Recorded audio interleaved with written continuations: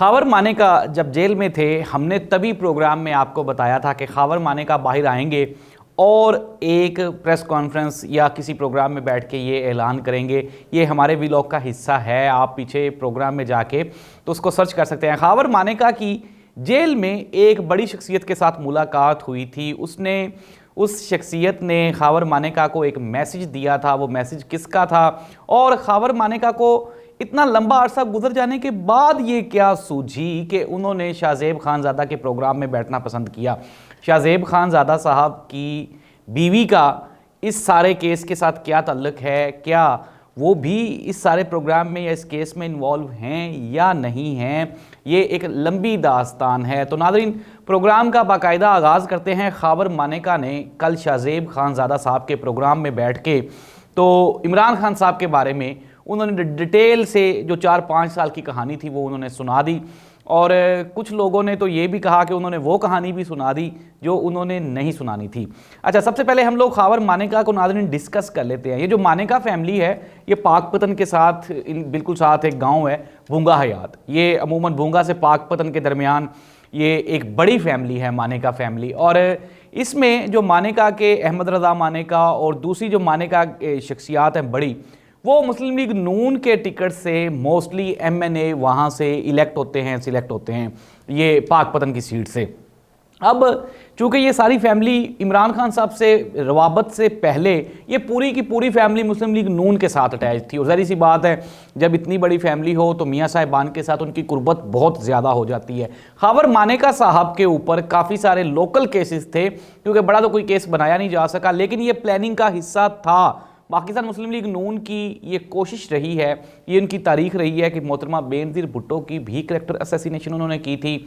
उसके अलावा जो बंदा उनके मुकाबले पे खड़ा होता था उसके मुकाबले में या तो कोई खातून ले आते थे, और अगर वो खातून है तो उसके मुकाबले में कोई मर्द ले आते थे। तो इंतहाई गैर इखलाकी रसूमात का ये जो सिलसिला था वो चलते चलते खावर मानेका साहब आन पहुँचा। अच्छा, हम शाहजेब खानज़ादा बेचारे को उसको तो बाद में डिस्कस करेंगे, पहले हम खावर मानेका साहब को डिस्कस कर रहे हैं। तो मैंने आपको बताया ये मानेका फैमिली इमरान खान से तल्लुकात से पहले ये टोटली अटैच थे मियाँ फैमिली के साथ, काफ़ी कुर्बत थी, ज़ाहिर सी बात है। फिर उसके बाद इमरान खान साहब आ गए, फिर उसके बाद खावर मानेका साहब, बुशरा बीबी, इनका ये सारा मामला चला। बुशरा बीबी ने खावर मानेका से डाइवोर्स ली, इमरान खान से शादी कर ली। अच्छा, जब ये शादी हुई फिर उसके बाद PTA की गवर्नमेंट बनी। खावर मानेका साहब को कोई एतराज़ नहीं था, ना ही फैमिली को कोई एतराज़ था, ना ही बच्चों को कोई एतराज़ था।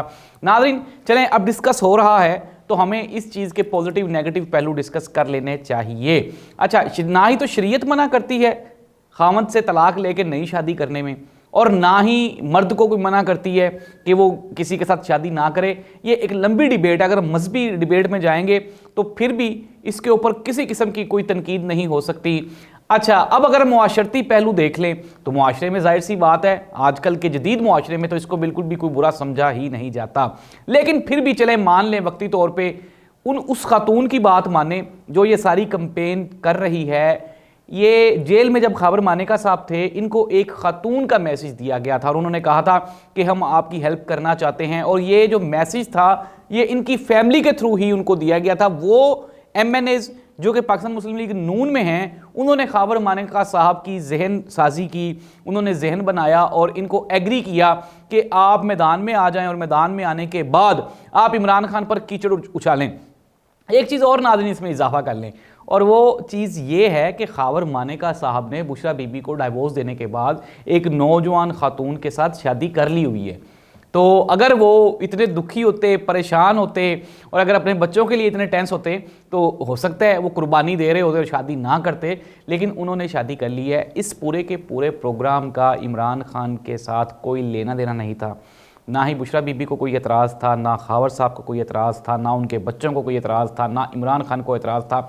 एतराज़ उस जमात को था जिसका ये शेवा रहा है कि वो हमेशा गैर इखलाकी और छोटी हरकतें करके तो अपने अपोजिशन वालों को, अपने अपोज लोगों को नीचा दिखाने की कोशिश करते हैं। अभी रिसेंटली एक अगर आप पीछे चले जाएं, 1 महीना पीछे चले, मरियम नवाज़ साहिबा के जो साहबजादे हैं उनकी डाइवोर्स हो गई थी उनकी बीवी के साथ। तो एक बड़ा वावेला खड़ा हुआ, उन्होंने कहा जी देखें ये एक पर्सनल मैटर है तो क्यों हम इसको लेके चलें। अगर मियाँ फैमिली की पीछे भी कोई बातें की जाएँ तो हमज़ा शहबाज साहब का, आयशा अहद एक केस था, उसमें भी काफ़ी सारा वो खंगाल हुआ। अच्छा, अपने केसेस को तो मियाँ फैमिली ज़ाहिर सी बात है वो कहती है कि ये हमारे पर्सनल केसेस हैं, हमारे ख़ानदानी केसेस, इनको डिस्कस ना किया जाए, लेकिन मुखालफीन को तो वो टीवी पे लाना अपना फ़र्ज़ अव्वलीन समझते हैं। मोहतरमा बेनज़ीर भुट्टो के बाद इमरान खान साहब के बारे में भी बिल आखिर इन्होंने खावर मानेका साहब को ये ले ही आए।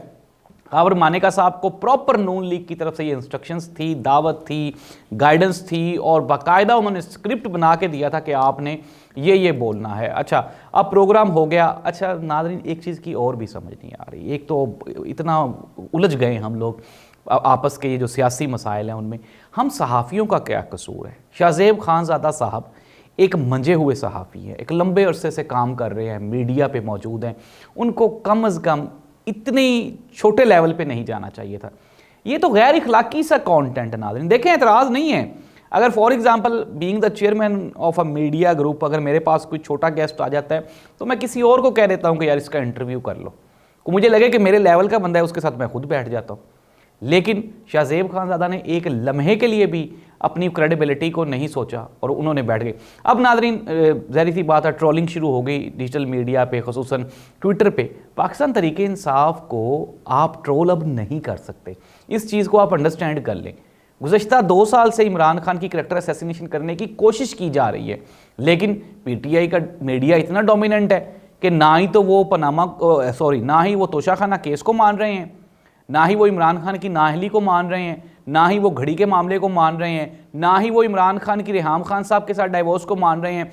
तो वो बुशरा बीबी के साथ शादी को किस तरह से वो अपना आपके एक्सेप्ट कर लेंगे आपकी चीज़ों को? एक छोटी कोशिश थी। हाँ, अलबत्ता नून लीग का वो सपोर्टर जिसकी जहन साजी अभी तक नहीं हुई और वो अभी अपने इब्तदाई मराहिल में है सोचने समझने के, उसको बड़ा मज़ा आया कल ये प्रोग्राम देख के। लेकिन नाज़रीन, शाहज़ेब खानज़ादा साहब ने इंतहाई गैर इखलाकी हरकत की। उस बंदे का इंटरव्यू करके कर लेता, कोई और कर लेता यार इंटरव्यू, के छोटे मोटे रिपोर्टर को बिठा देते साथ। खावर मानेका क्या अमेरिकन प्रेसिडेंट है? लेकिन नहीं, सिर्फ और सिर्फ एजेंडे पे काम हुआ। जियो और मीर साहब, जो मीर शकीलुर रहमान साहब हैं, उनको इमरान खान के साथ ज़ाती अदावत है और वो अपनी ज़ाती अदावत निकालने के लिए मुख्तलिफ हीलों बहानों से इमरान खान साहब के ख़िलाफ़ एक उन्होंने कंपेन लॉन्च की हुई है। उस कंपेन का ये हिस्सा था ये भी इंटरव्यू। लेकिन इस इंटरव्यू के बाद क्या हुआ है? कुछ भी नहीं, नथिंग। इमरान खान वहीं का वहीं खड़ा है। बल्कि मैं ये कहता हूँ कि जिस दिन भी कोई नई प्रेस कॉन्फ्रेंस, कोई नया जलसा जुलूस, कोई नई बातचीत होती है तो इमरान खान एक मरतबा फिर जन्म ले लेता है। अब कल से पीछे अगर देखें तो इमरान खान का जिक्र कम था। कल खावर मानेका ने प्रोग्राम किया, उसके बाद जो इमरान खान लोग खुल के आ जाते हैं इमरान खान की तायद में। तो वो कंपेन जिसमें इमरान खान की करैक्टर असैसिनेशन और इमरान खान को हीरो से ज़ीरो करने की कोशिश की जा रही थी, वो कंपेन तो पूरी की पूरी बढ़ चुकी हुई है। अब कुछ भी नहीं हो सकता इमरान खान के बारे में। अब तो लोगों को ये तशवीश है इमरान खान के मुखालफिन को कि यार ये बंदे के बारे में लोग बुरा सुनने को तैयार ही नहीं है। हर चीज़ तो उन्होंने करके दिखा ली है, हर कोशिश तो कर ली है, हर हरबा इस्तेमाल कर ली है, लेकिन इसके बावजूद इमरान खान की पॉपुलैरिटी वहीं की वहीं खड़ी है। शाहज़ेब खानज़ादा साहब की बीवी का इस पूरे के पूरे केस में कोई लेना देना नहीं है। तो ये मेरी रिक्वेस्ट है तमाम दोस्तों से कि खुदारा आप सहाफ़ियों की बीवियों को इसमें इन्वॉल्व ना करें। शाहज़ेब खानज़ादा ने अगर अपने कोई उन्होंने जो उनकी ड्यूटीज़ थी, जो उनका फ़र्ज़ था, अगर उससे हट के उन्होंने कोई चीज़ की है, अपनी सहाफ़ती इक़दार को मद्देनज़र नहीं रखा, तो इसमें उनकी जो मिसेज़ हैं उनका कोई भी कसूर नहीं है। खुदारा मेरी ये तमाम पीटीआई के जितने भी सपोर्टर्स वोटर्स हैं, ये उनसे रिक्वेस्ट है कि माएँ, बहनें, बीवियाँ, ये आपके सामने है कि ये बड़ी मज़लूम होती हैं, बड़ी मासूम होती हैं। तो खुदारा रहम करें, आप उस लेवल पे ना जाएं जिस लेवल पे नून लीग चली गई है।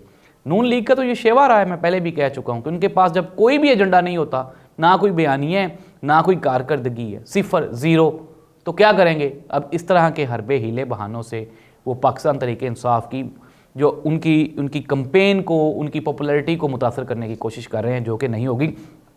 इमरान खान पाकिस्तान तहरीक इंसाफ ने पेशावर से इस महीने, ये जो नेक्स्ट संडे है अपकमिंग, वहाँ से अपने पहले जलसे का ऐलान किया है और अपनी बाकायदा इलेक्शन कैंपेन का आगाज़ कर दिया है। शेर अफजल मरवत ने बताया मीडिया से गुफ्तगू करते हुए कि चेयरमैन पाकिस्तान तहरीक इंसाफ इमरान खान ने कहा है कि पेशावर से आगाज़ किया जाए, फिर उसके बाद KPK और KPK के बाद PTI पंजाब का रुख करेगी। नाज़रीन, इंतहाई दिलचस्प मरहला होगा जब PTI को जलसा करने की इजाज़त नहीं दी जाएगी, लेकिन PTI जलसा करेगी और फिर हम देखेंगे कि आने वाले दिनों में क्या फरवरी में इलेक्शंस हो पाते हैं या नहीं हो पाते, क्योंकि ज़ाहिर सी बात है गेम तभी बिगड़ेगी जब पीटीआई वाले मैदान में निकलेंगे। अल्लाह इस मुल्क का हामी और नासिर हो, और हमें औरतों की इज़्ज़तों पे कीचड़ उछालने की बजाय अल्लाह ताला हमें उनकी इज़्ज़तों को, उनकी हिफाजत करने के काबिल बनाए। आमीन। अल्लाह हाफ़िज़।